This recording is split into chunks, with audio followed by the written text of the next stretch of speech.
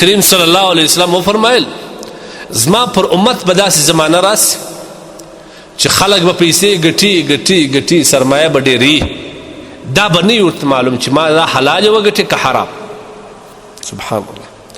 یعنی مطلب دا چې د سرمایه ډېرولو او حلالو حرام ته نه کتلو دا وخت دا د قیامت د قرب او د نږدېکت علامه ده.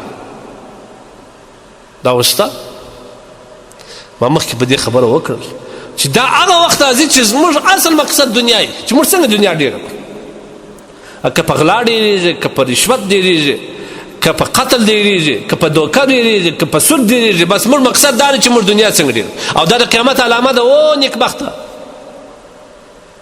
دا د قیامت علامه ده چې کم کسان چې پیسې ګټي سرمایه ډېري دغه به نه ورته معلوم چې دا زه حلال یې ګټم که حرام یې هر څه چې مقصد به د دنیا ډېرول. خلک نه دي یو بل ته څه راوګوري، خاص کر اوس په دا سوشل میډیا هر یو خپل د دنیا ننداره کوي، یو موټران په ځان پسې کړي، یو قسم دولت یو شی ښکاره کوي. بیا نو چې زموږ دغه ځوانه طبقه د دې دا موټر و د جایدادو و دې منصب و دې پروتوکول و دې موټران ته وګوري بس د ده په زړه کې دا تمنا پیدا. ما د قارون کیسه درته وکړه چې قارون خپل نمایشګاه کول، دلته بعض کسان ولاړو دا ارزو یې وکړه کاش کې خدای ما ته دې د قارون په رقم دنیا را کړې اوس به زه هم دغونې سرمایهدار. نیکان بیا ویل چې خدایه هغه څه چې ته موږ ته د ایمان په عوض کې یا په دنیا کې پر مشکلاتو چې صبر کو د صبر په عوض کې راکوې، یا حمد وایي د حمد په عوض کې راکوې، دا د هر څه خیر دی موږ ته.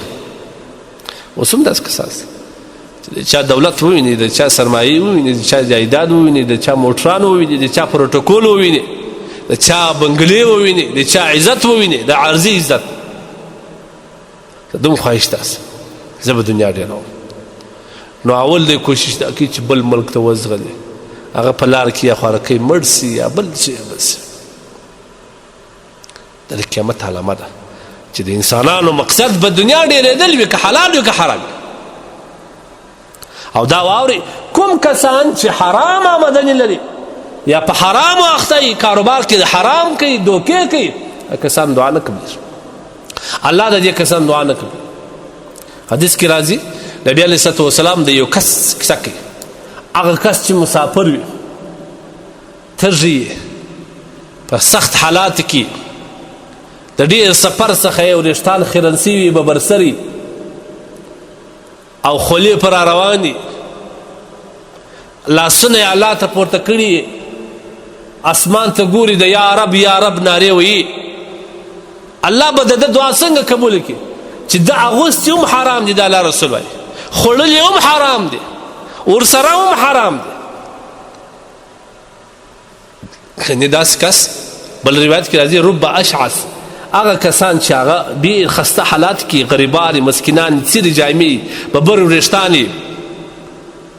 او ډېر د مظلومه څېره لو اقسم علی الله لا بره. دا کسان الله ته دومره قریب دي که چیرې دې قسم اخلي چې خدای دا کار به کېږي الله یې د دې دپاره کوي.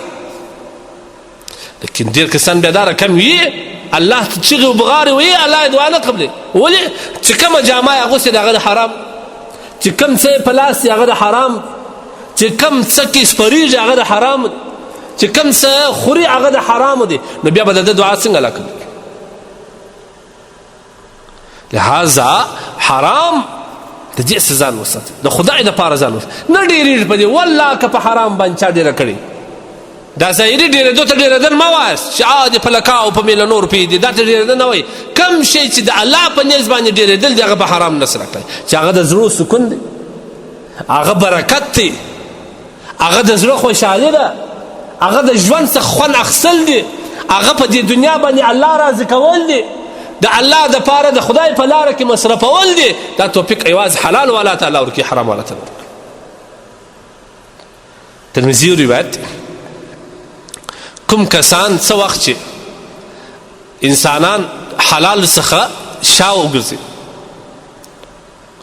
یعنې څه مطلب حلال پرېږدي بلکل.